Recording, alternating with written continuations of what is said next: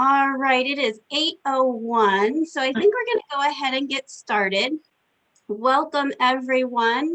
I know that some people will continue to join us, so within that 5 minutes, we're just going to do a brief introduction to your day and the ICN's statewide conference. I'm going to go ahead and share my screen for this portion.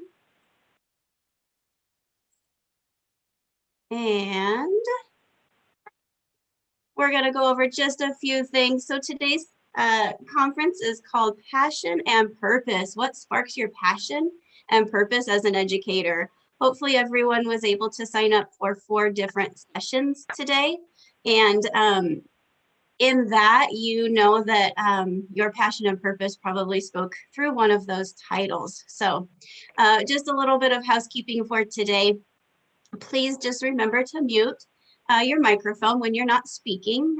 Often through your sessions, you'll be asked to unmute to talk, and that is perfectly fine, but just keep it on mute when you're not talking, and that way we shouldn't hear a lot of reverberation in the sound. If you don't have your first name at least on your screen, if you could do that and change your name on your little icon for Zoom, that would be helpful. And we're going to be recording this session so that everyone who has registered can go back and also watch some of those other sessions you might have wanted to join but couldn't. And so that information will be sent out to you later, but that way the recordings will be there so you can enjoy all of the sessions from today.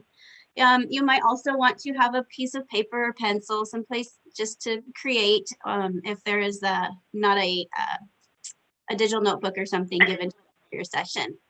And again, thank you for being here, keeping that open heart and mind, the brave courage of all of our facilitators today to do what they're doing. It's so important and impactful. So today, our essential question for the whole statewide conference is what sparks your passion and purpose as an educator? Because passion led you here to this session, something you're interested in. As we get started, I believe Chris and Jodi are going to continue this in the intro for their session, but mostly for all of your sessions today, people will be using the chat for a lot of your responses. So if you wanted to practice, you can go ahead and open that chat and just introduce yourself. Maybe put your name and just, what district you're in or what part of Idaho that you are joining us from. And I'm going to let Chris and Jodi probably continue through that as they begin their session in a minute. But just get used to that format and familiar with using the chat throughout your day today. So what's really helpful we found for today's whole conference is that the Zoom link that you are given for each session really is different throughout the day. So it's super helpful to have that tab open for register my conference, I believe was the email that you had that gave you your schedule for today. And that schedule should have each different link on there so that when one session is over, you will easily be able to join your next one just by using that email. So it's helpful sometimes to keep that tab open. And if you happen to get kicked out, it may not ask you, but if it does, the ICN 2021 is the password for all of them. It stays the same throughout the day. And the schedule for session 1 today, we started at 8 and it will end at 9:20. And following our session, we'll have a short 10-minute break before you jump into your second one, just for that opportunity to take a little break, grab a snack, a drink, whatever you need.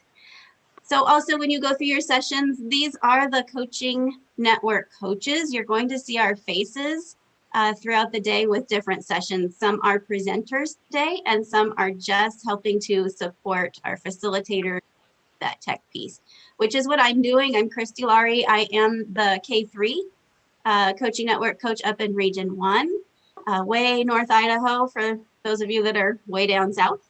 We're hanging out up here in some cloudy weather today. So look for these friendly faces and you can always reach out to them during your sessions if you have any questions.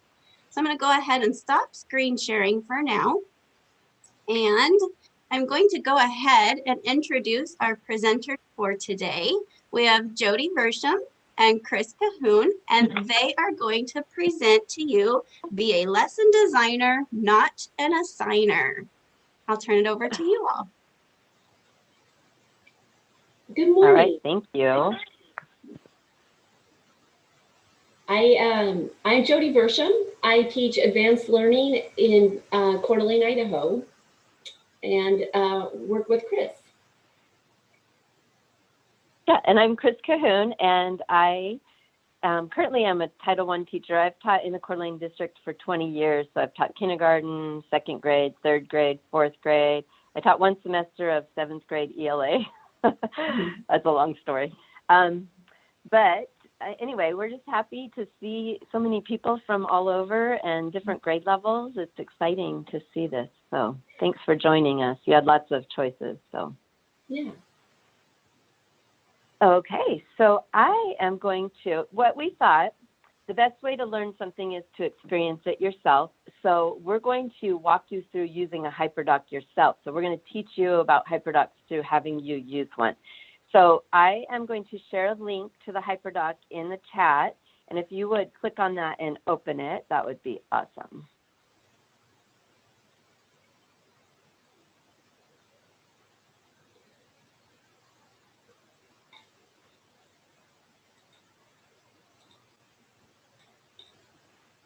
And then, Jodi, do you mind sharing the HyperDoc? So she'll have it on her screen, but you'll have it open as well. The HyperDoc? Okay. Are we going? I was going to start with the slideshow. Oh, okay. That's fine.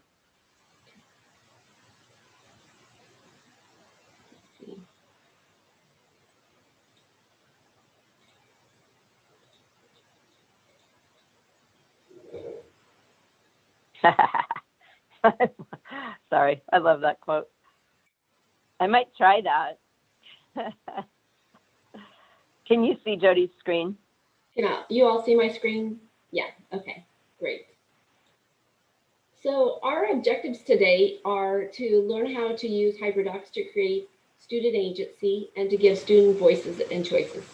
Explore HyperDoc templates and examples, and adapt an existing HyperDoc or create a new one to fit the needs of your own classroom. All right. Okay. Sorry about this. Okay, so, sorry. And now, should I share the HyperDoc? Yes, please.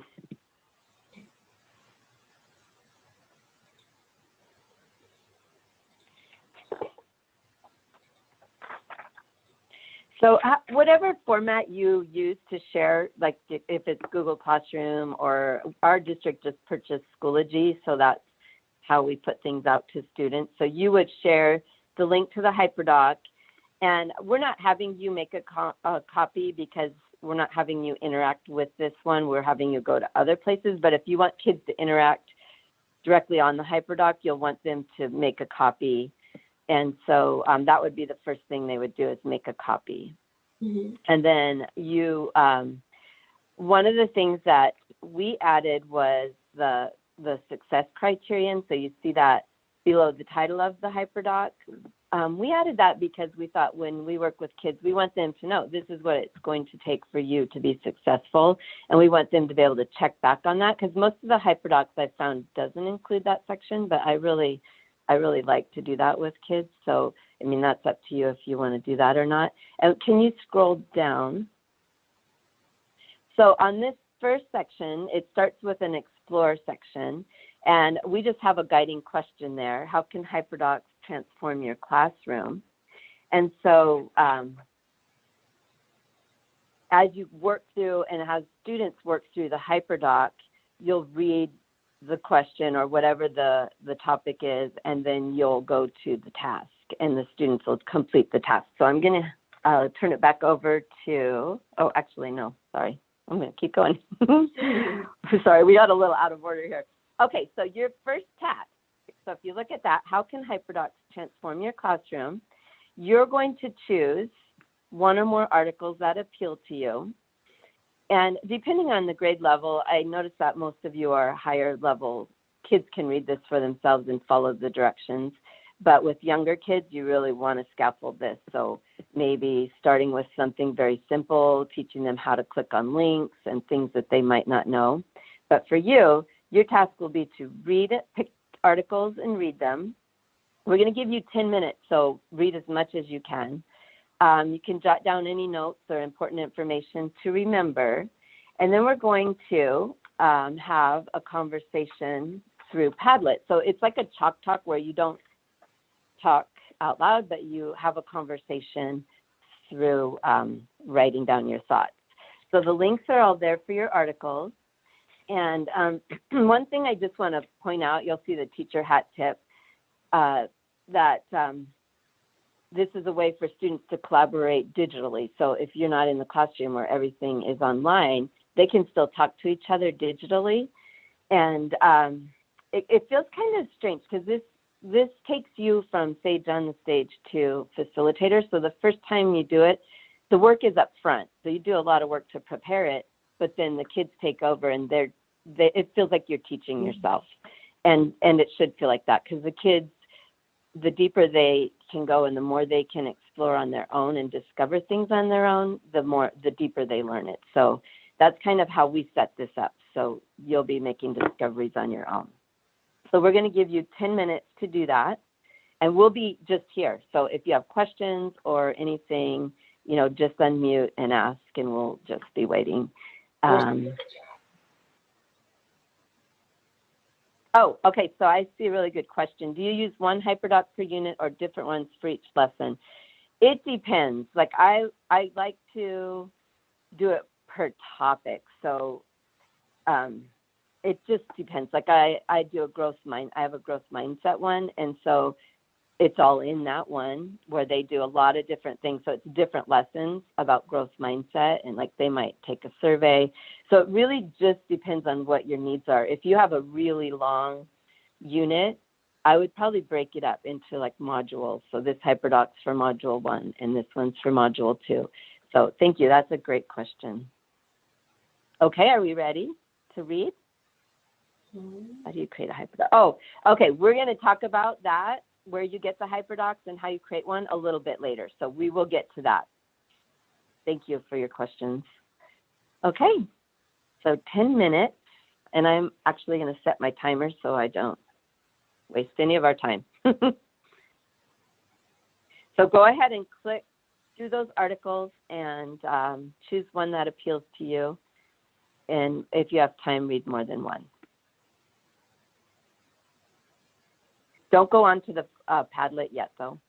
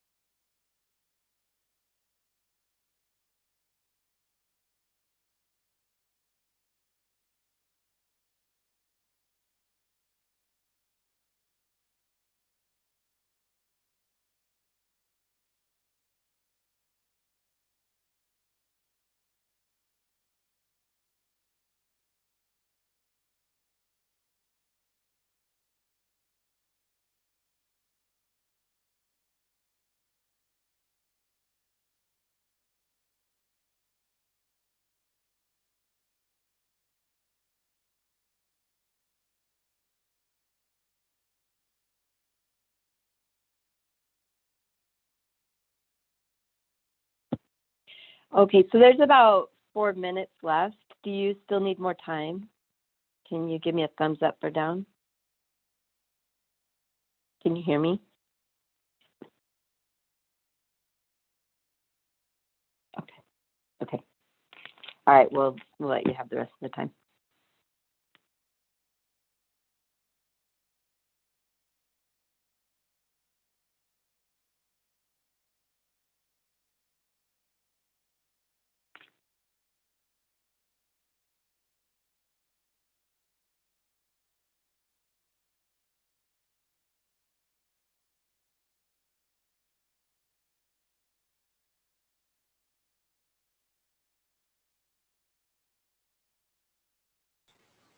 You're going to read as many of the articles as you can in the 10 minutes. So just get as far as you can.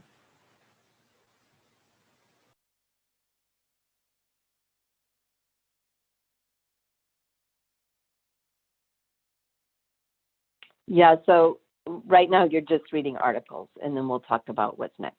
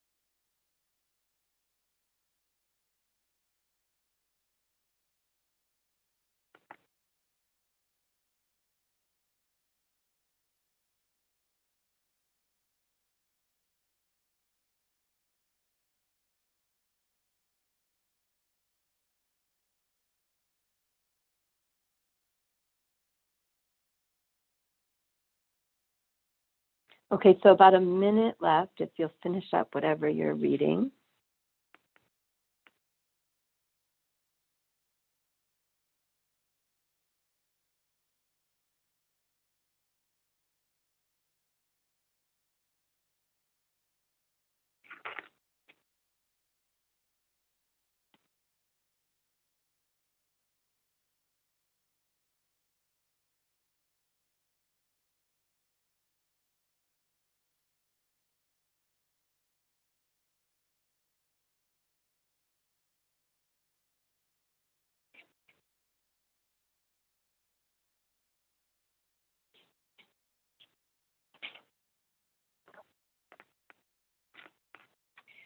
Okay, if you will go back to your HyperDoc, and under the articles, you're going to respond to your article on the Padlet. But what I will say, and especially with kids, you have to tell them this is a conversation. It's not just post a comment about your article and then you get off, or post a comment and respond to two people. Because I did try that, and kids will do the very minimum. So what I want it to be is a conversation, like ask each other questions, talk to each other, respond to each other, and make it very interactive, just to see how that feels. I mean, in a classroom, you could, of course, have them do the articles and then have a time where they come together face to face. And we could have done that in a breakout room, but we wanted to try this digital chalk talk. So if you will click on the Padlet, you're just going to give kind of your ahas and your ideas about the article and what you learned, and then talk to each other about it.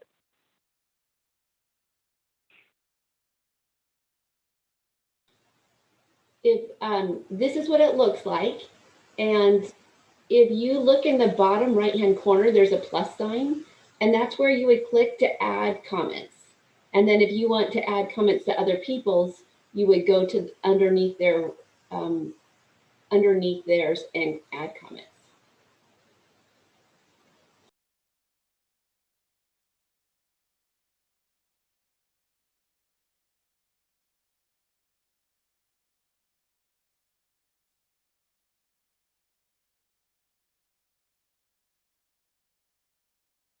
And I'm noticing they all come up anonymous. So with kids, you'll want names or have them put their names so you can kind of hold them accountable for what they type, especially older kids.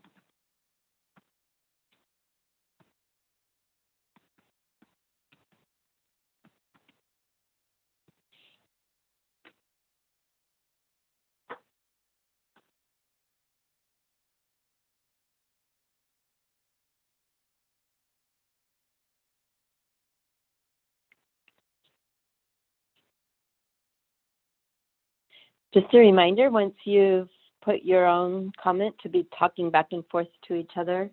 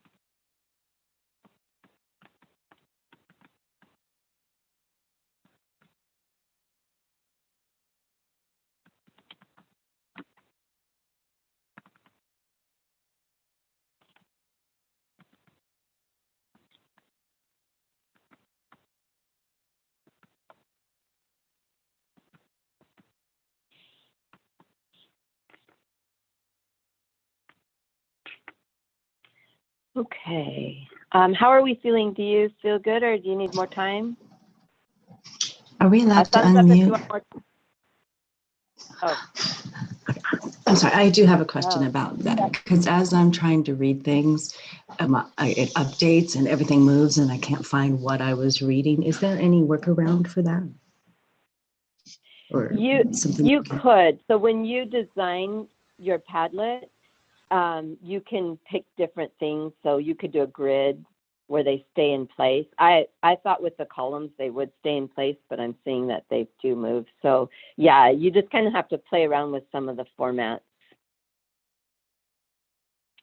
Another thing that I noticed, someone made a comment, and I commented back, but I was going to just say, like with kids that are younger and can't type as well, you could use Flipgrid. It's a great way to have them, they do a video response rather than typing a response, so that, and then they can watch each other's responses. And I believe they can comment on each other's as well. Can they, Jodi? They can comment on each other's if you allow that.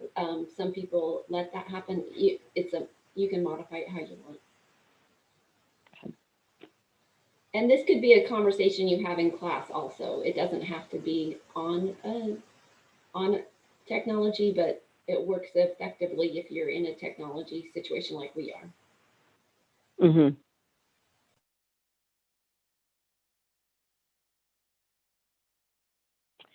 Okay, we are going to put you in breakout rooms. And if you look at your HyperDoc, we want you to talk with your group about what a HyperDoc is and what it is not. And then you're going to, so when you go into your breakout room, it'll say joining room 3 or 4. So watch for your number, and then you're going to pick that slide. And Jodi's sharing that right there. So you're going to click on that where it says slideshow, and then find the slide for your group number, and then pick someone to type, or you can all type. It's up to you. It's harder with everyone typing, but just talk about your articles and what you decide a HyperDoc is and what it is not. All right. So Christy's going to put you in breakout rooms because I don't know how. I should learn that.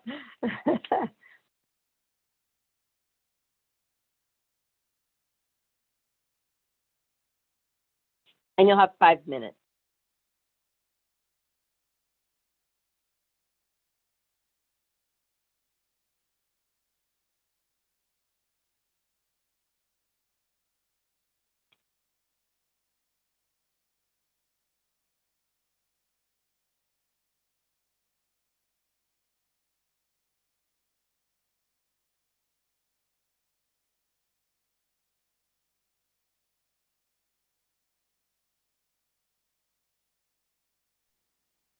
Okay, ladies, I don't know where Amanda is, so if she does pop in, you probably are able to go ahead and put her in a room. If not, text me through phone. I'm going to join a room so that the recording can record their conversation. So Amanda and Chris, and maybe Christine, I think it was Christine, are all assigned to one room. I don't know why. Christine hasn't joined. How do you know this? Oh, it's your phone. It's popped up on my, and it actually got recorded for a second, but Amanda is at our school, so I don't know where she is, but. Okay, it's sending me to a room. I'm here, Jodi. I just have a migraine this morning that I'm fighting. So. Oh, I'm so sorry. I'm so glad to hear you're here. Yes, I joined a little bit late, but I'm here.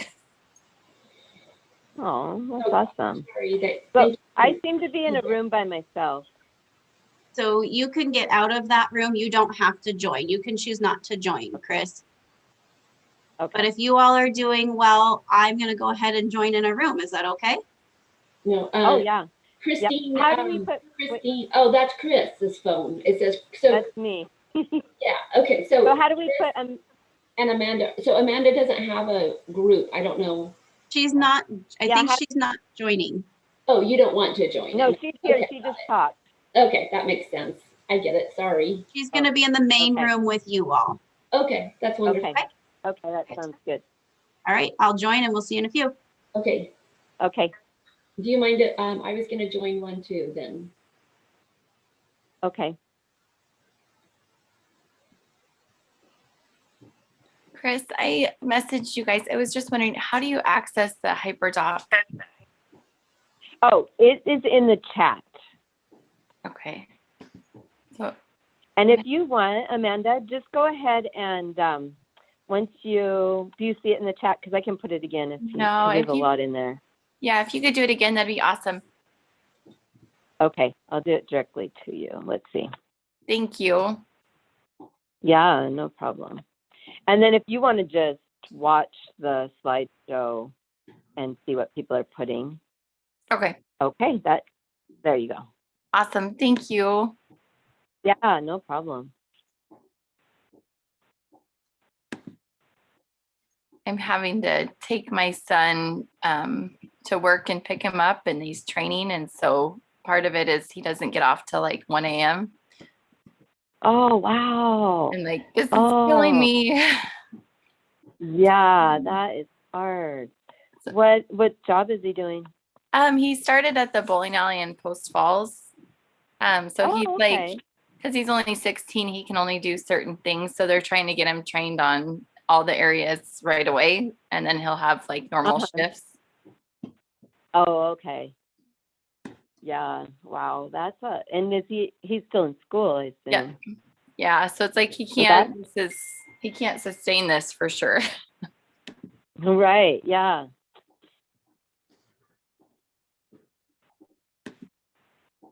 And then the Padlet is the link on the chat too.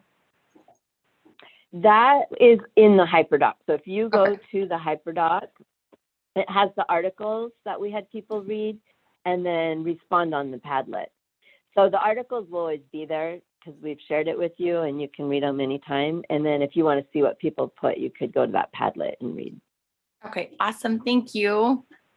Yeah, no problem.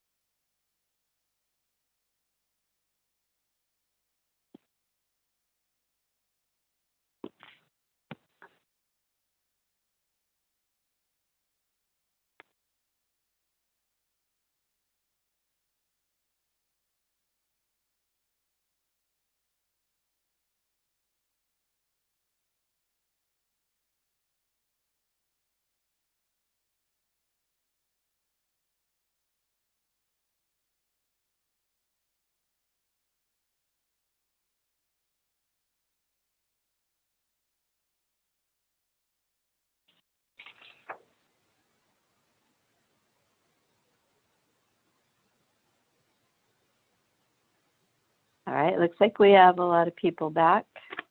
Jodi, do you mind sharing that? Sharing which one? The slideshow? The HyperDoc tables, what it is and what it isn't.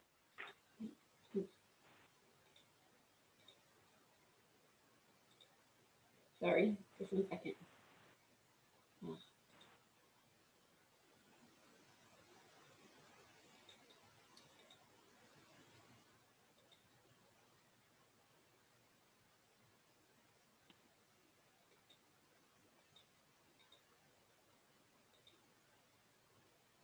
I don't know. Did you guys have a chance to read through everyone else's comments too? We were just going to reflect on some of it. Like I'm saying, student paced, organized map of a lesson design, self-paced,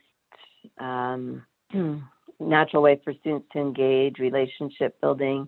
What I love too is while they're working, that frees you up because you've done the work ahead of time to create the hyperdoc. So that frees you up to like walk around or check in with kids if they're not, maybe they didn't respond to one of the things they were supposed to do. So you could check in and have a little conference with them. It just allows for a lot more of you guiding them.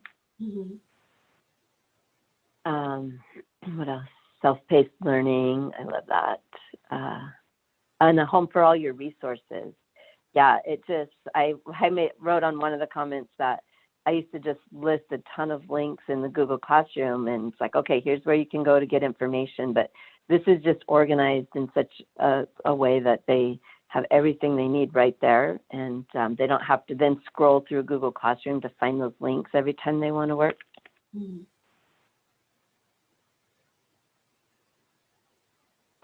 Okay. Can you see this?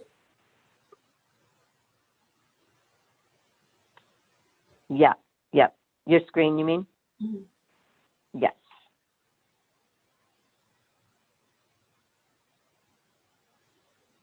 Okay, so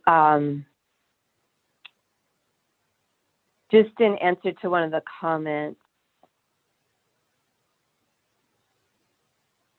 where you should be is on that hyperdoc,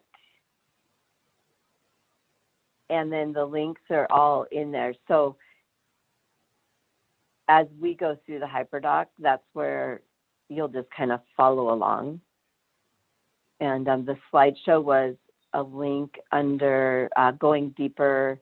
We're still on the explore. So the first thing, you're having kids explore the topic and kind of learn what they can about the topic. And the next thing we're going to do is move into the explain section. And I'm going to turn that over to Jodi. Okay. Wonderful. Thank you.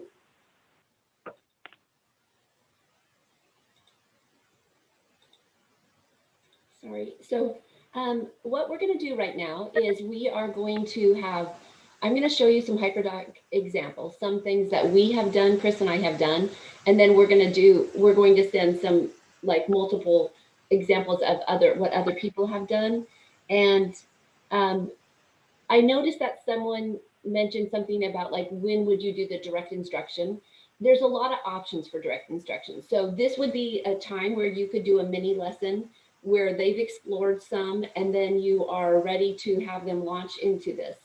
Another option is to record your mini lesson. So then so it is more self-paced, or you can, have a video or things like that for that lesson. Let me show you. Well, and like Penny had mentioned doing a flipped classroom, so you could have them as their homework watch the lesson, and then when you come back in and they're in class, then they could do whatever's next on the task. So that's a great way to do it. But yeah, you could do your direct instruction and mini lesson at this point if you wanted to do it that way. Do you mind sharing the hyperdoc again? I'm going to, yeah. Okay. So this is where we are now. I clicked on, well, first I'll show you, sorry.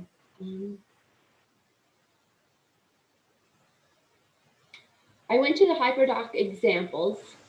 So let's see, sorry, this is hard for me to navigate. So if you go here under the green bar where it says explain, you're going to go to you're going to click on this, and it says examples. And now that's where we are going to talk about explain what it looks like now. So I'm going to go there.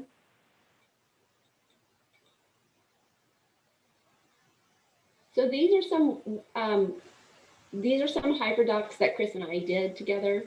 The wild weather one and meteorology. So when I had the third graders do this, They do some exploring and discovering. So they clicked on this and found out, they clicked on this blue link and they talked about what a scientist profile is, and then 5 weather myths. They did this on their own. Then they explore, and and then they did a wonder and wow. So what did you notice? They did a 3, 2, 1. 3 things you discovered, 2 interesting facts, and 1 question they had. Let me backtrack just a little bit. When they did this, the very first thing I have them do, and I double checked that they do it because they were in 3rd grade, they click and make a copy and put their initials at the beginning so I know whose it is. That's just a, you know, structure thing. Once we did this, I could, and then they shared it with me in the left-hand corner. You can click share, and then you share with your teacher. So then they got to choose between these 5, whether they wanted to learn about tornadoes, hurricanes, thunderstorms, floods, and winter storms. I asked them to share with me. There's my button where please share. And then there's a connect and extend. So if they were going to study tornadoes, they could read all of this information. If they were going to do hurricanes, they could do all of this. And they just continue, and it continues on. And then I explained what they were doing, and then we shared. So it was just a great slideshow. I'm going to go back. Let's see, there we go. Okay. So that was just one example. That was my example. We did last year when the pandemic happened, we did one with bees with 2nd graders, and we did one on a genius hour one with 2nd graders. And the kids loved it. They were really, really engaged at home, the kids that participated. There is, if you look down here, you're going to scroll through this. There's all multi-levels of, there's so many different options. I'm going to show you, I want to focus on a couple. One is, this is a really important focus. Let me see. This is the people that really created HyperDocs. They created all of these, they're the ones that really, they're called the HyperDoc, they used to be called the HyperDoc girls. Yeah, or gals, something like that.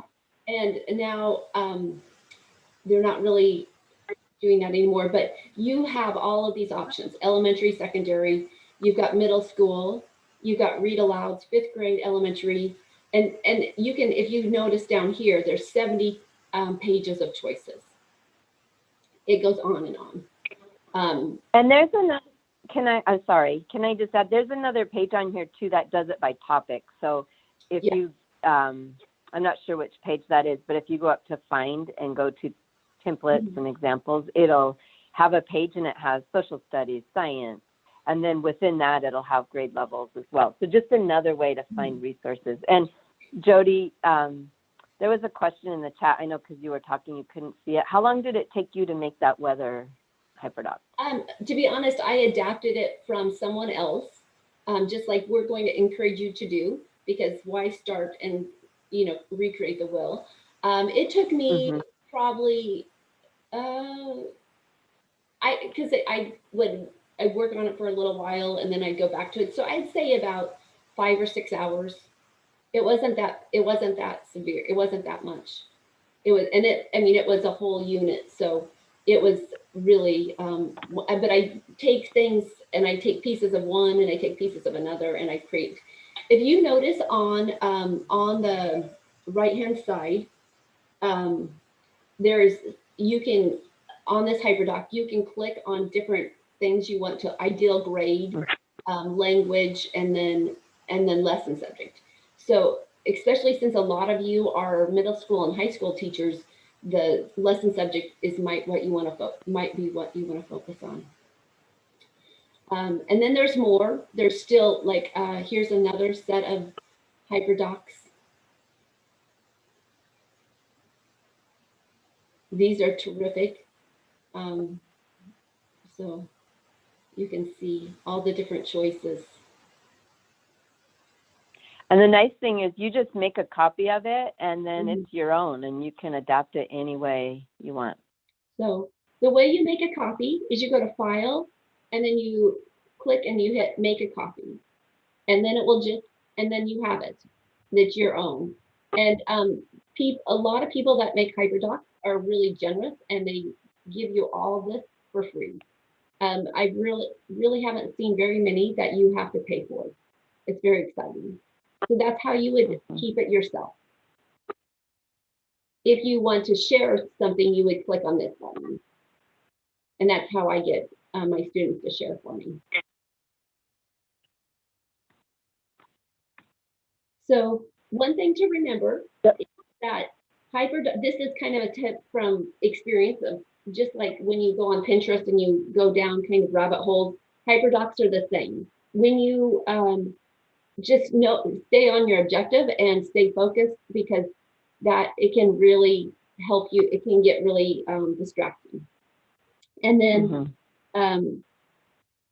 what we will be doing right now is what you're going to do is you're going to explore and look for HyperDocs that might fit for you. This is going to be our office hours. So we're going to be available to help you. And if you have any questions or comments, come and ask us or chat with us. And then we will just let you explore for right now. You're going to have 25 minutes. Oh, go ahead, Chris, please. Oh, I was just noticing on the chat, there was a question about, did you make the slides or did you do it in groups? So did you do the weather in groups? I did it. I did it individually. Yeah, I did that. Yeah. Because that's another thing you can do is set up a slideshow and then each kid has a slide. Then it's a collaborative effort, and then they can each share their own slide, but you have a group one.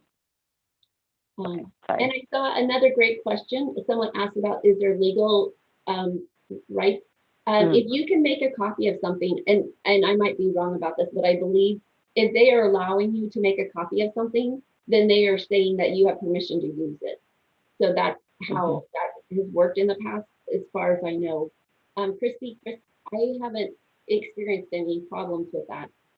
Do you guys have any? Okay. And usually if they're copyrighted stuff, they'll have a note on there. This is mine, and either you can use it for this purpose or you can't use it. Yeah. Okay. Is there anything else that you guys have questions on before we start? Please unmute. Please feel free to unmute and ask. It would, that would be easy. I'm sorry, could I just get a little clarification on the sharing, how you shared? Was that like presentations or, I mean, I'm having, how did each child, when you got to the share, did everybody get to present? Are you just, I'm looking at a class of 30 and trying to have everybody get a chance to share. How did the share actually look? It can be how it works for you.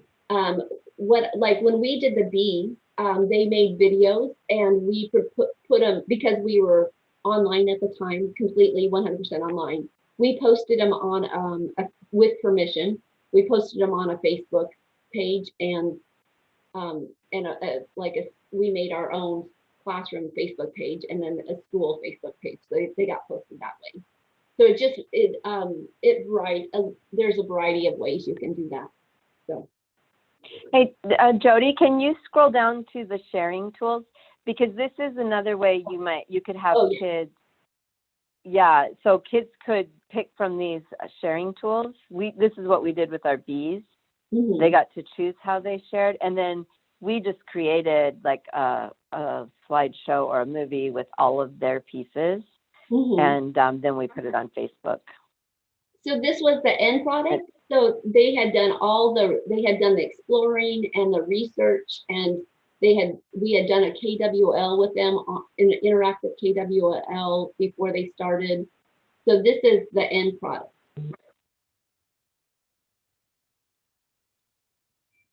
So you said you shared them on Facebook. Is this something that could be shared on Google Classroom? Yes, definitely. Definitely, yeah. I like with the weather one with my third, fourth, and fifth graders this year. I posted them on their Schoology. So. I actually had a question too about Google, like using this on Google Classrooms, because that's kind of our primary like platform for like remote learning and all of that.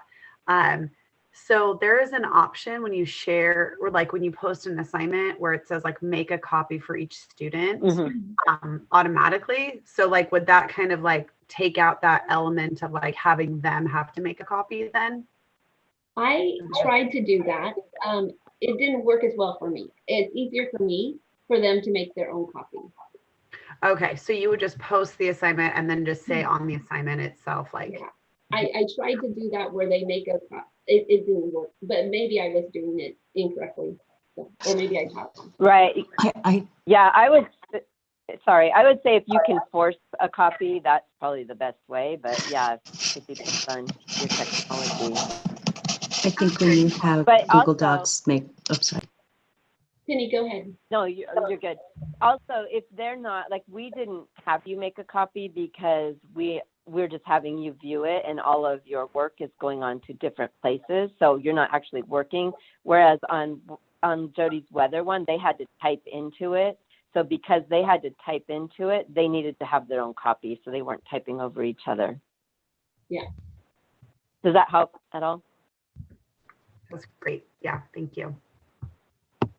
Penny, you had another question. Go ahead. It wasn't a question. It was just a comment from Mary Kate that I think when you're making a copy in Google Classroom, is that what you were talking about? That it's purposely just something they can add to, not manipulate like you would need to with the HyperDoc, I think. I think it's a special kind of copy so that it protects your original. Okay. Yeah, I know when I make copies of assignments, like it creates a template in my Google Drive for sure. Like it creates a template of that assignment. But that's how I've done assignments like all year. So I've never used a HyperDoc, but excuse me, I've assigned Google Docs, and it just makes a copy of, and it transfers over the exact same. It's obviously an exact duplicate of my original assignment that they can type into the thing. So I just didn't know if there was any special formatting or something, like you were saying, Jodi, like if something didn't cross over or something when it made a copy. Right. Gotcha. Yeah, I can for sure play around with it. And I still have 4 remote students actually out of my class of 30. So everybody else is in person, but I still have 4 learning online. So I still use Google Classroom all the time. So that makes it perfect. I'll play around with it. Yeah. Well, and this is perfect for that because they can interact with their classmates at the same time. So that's awesome.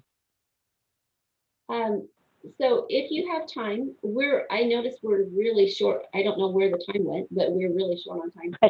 There is a video on how to adapt one for your own classroom. If you notice on my sharing on this HyperDoc that we gave you. So that will help a lot and answer a lot of questions for anyone that has questions still. And then you can adapt your own. So Chris, I noticed it's 9. So. Yikes. I don't know. Okay. What do we have? 10 minutes left, Christy? You have until 9:20. Oh, good. 20 minutes. Okay. Oh, cool. Okay, so would you guys like about 10 minutes to explore and to look for something on your own? And if you and then we'll just be here. Mm-hmm. And you can pop in and ask questions. If you want to watch the video, that would be great. And adapting one, this would be a great time to find one that would work for you. And I saw someone already found one, so that's so exciting. Yeah, that's great.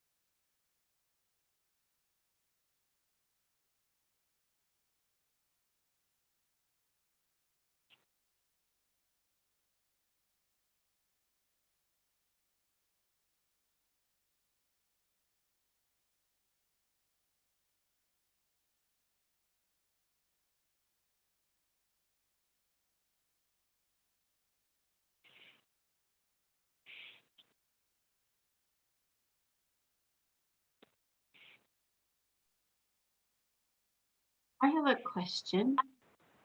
As I'm exploring, one of them said at the last slide, one of the examples, I think it was a kindergarten one, said to upload to Seesaw. Do you guys find that kids, like, first of all, can you upload hyperdocs that you borrow onto Seesaw? And if so, like, do you see kids having a preference between Flipgrid, Seesaw, or Google Classroom? I think I love Seesaw for the younger kids. And I think I haven't used it for a while because I'm in my title role right now. But I think you could upload it to Seesaw and then they can work from there. I prefer Google Classroom, and I use Seesaw as more of an online portfolio. But like you could link Seesaw into your HyperDoc as well, and then they could respond on there. So because they can do videos and things on Seesaw. Does that answer your question? But yeah, I think it can go either way. You can put it on there for them, or you can put it in the HyperDoc. That's awesome. Yeah, that answers it completely. I can definitely see knowing what the preference of, myself, and then, what I'm using the HyperDoc for, I guess. And then I guess it really does come down to also what you have been practicing, with your kids so that they're familiar with at least one format to use it easily. Cool. Yeah, I think it's just teacher preference on that, like Seesaw, Google Classrooms. We have to use Schoology with 3rd and above, or 2nd and above, I think. But yeah.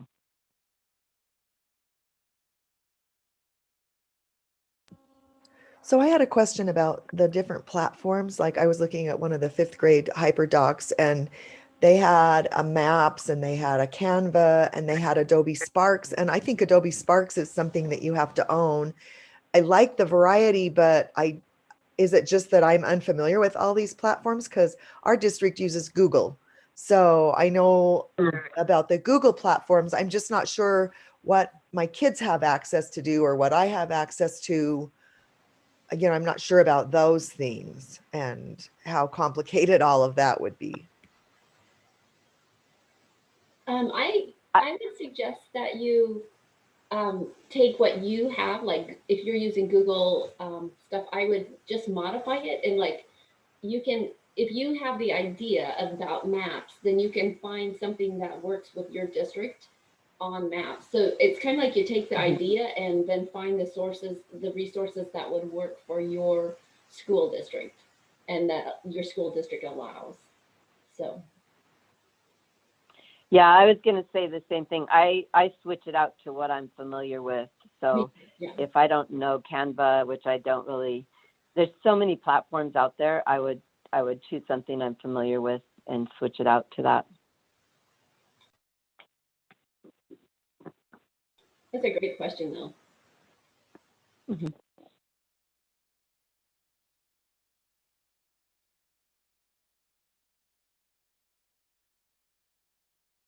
And that's what is nice about these examples. Once you copy it and make it your own, you can change anything and put your own videos or put whatever you want in there, which I love. You just have the frame or the bones, and then you add the content you want. And you can change as much as you want.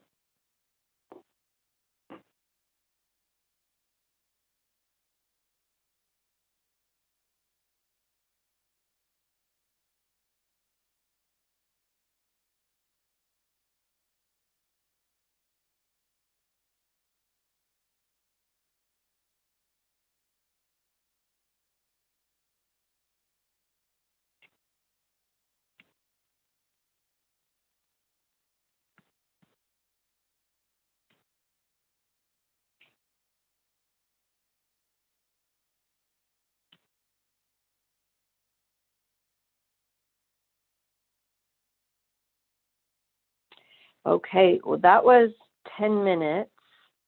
And we want to have time to do a final reflection. And before we do that, though, Jodi, do you mind sharing the final reflection slide? Sorry, having you do all that.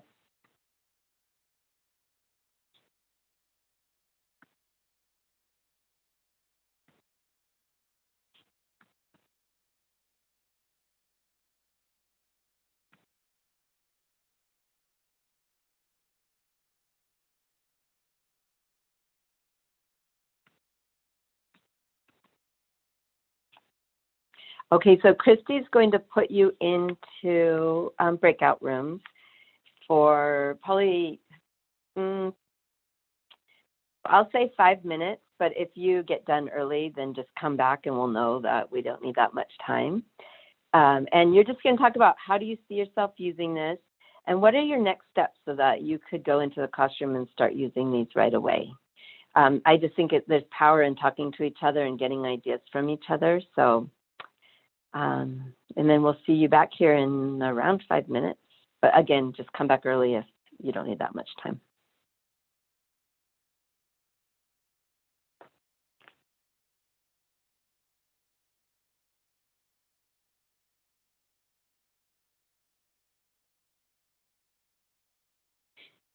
Hello. I was in the middle of typing a chat and I don't know what happened to it. I got to go back and see.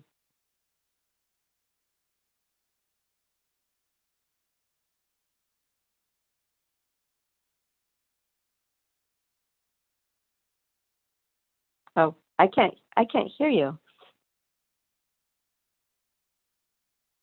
Can you hear me? I can hear you. Oh, now I can hear you. So I'm wondering, Chris, why we got kicked out of the main room, which is a little strange.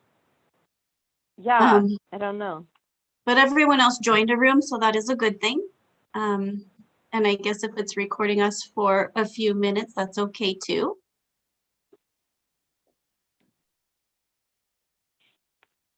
Okay.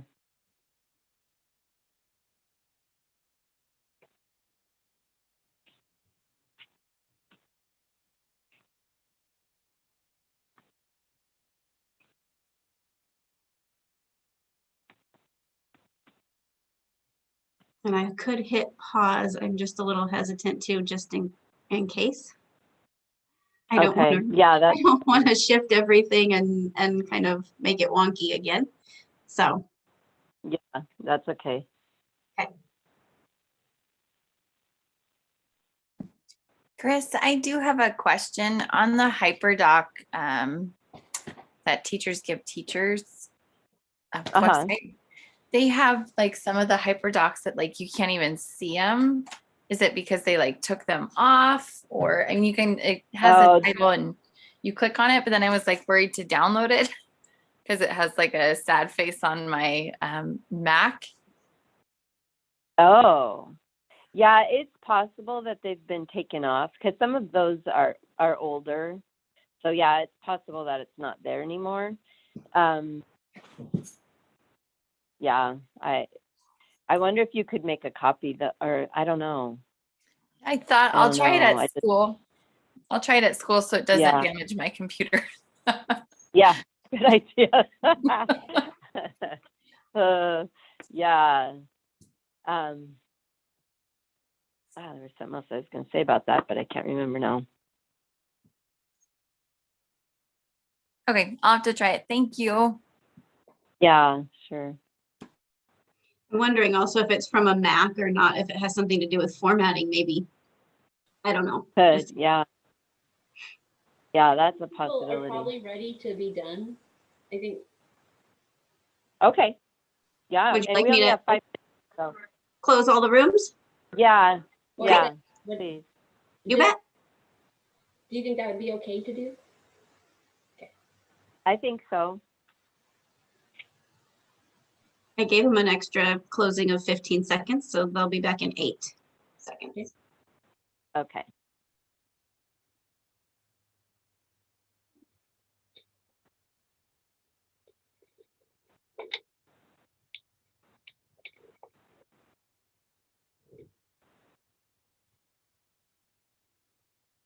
All right. We brought you back early. I hope you don't mind. Any big ahas, or do you feel like this is something you can go and use right away? Thank you. And we just want to check back with our success criterion. We wanted you to learn how to use a hyperdoc and to use it to give students voice and choice. How do you feel about that? Do you feel like you're good on that? We wanted you to go ahead. Sorry. I really did like the format where you had us as teachers go through this. The one thing that I found to be, interesting was to go through it. But I assume with hyperdocs, you might have to have an initial lesson that's kind of like your test runner, I would assume. So that way you kind of, they kind of just, they're not stressed about the content necessarily, more as just to navigate, because if they don't have the tools to know how to do the hyperdocs, I think that would be a disadvantage for them to learn the objectives. Is that kind of correct? Definitely. Yeah, I definitely would start the year with maybe a lighthearted one just to teach that has the elements of it, but it's not deep content. So like a getting to know you one, or growth mindset, or something that's not super deep content, but they learn how to use the links and how to, because one of the problems you'll find is they won't really fully read the directions. They'll just start clicking on links. And so you really have to teach you need to read all of this and know what you're doing before you click on stuff. I mean, before you start, you're going to anticipate what they'll need, and then you're going to have those mini lessons every day before you even get into a hyperdoc. So you want to teach them, practice all of those things. All right. Thank you very much. Yeah. Any other questions? You ready to comments? Talk about the benefits really quick? Yes. Do it, please. Oh, and someone shared in the chat a good beginning of the year one. Thank you for that. Oh, cool. That's awesome.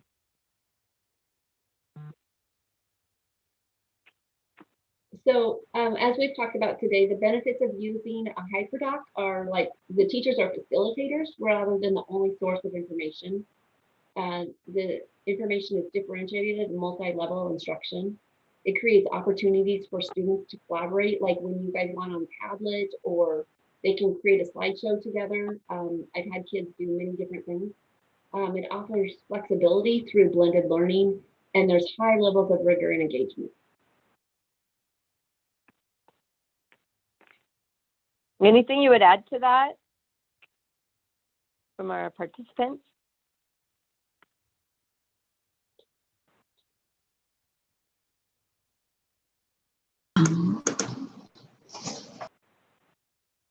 Oh, oh! I got all excited, Penny. I thought you were going to say something else. Well, I think we are out of time. Thank you so much, everyone, and thank you for being willing participants. I appreciate you. And Thank you.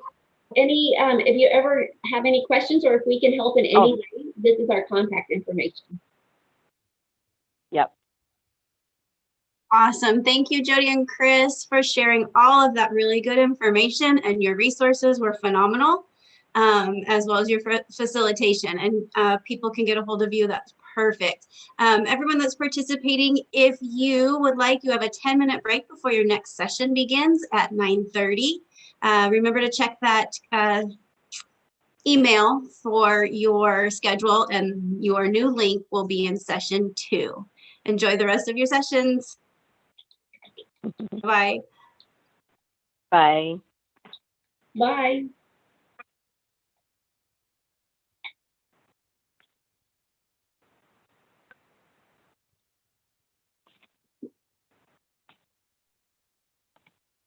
All right, so you're still connected to your phone. Good. We can still hear you, Chris. Yay. Yeah.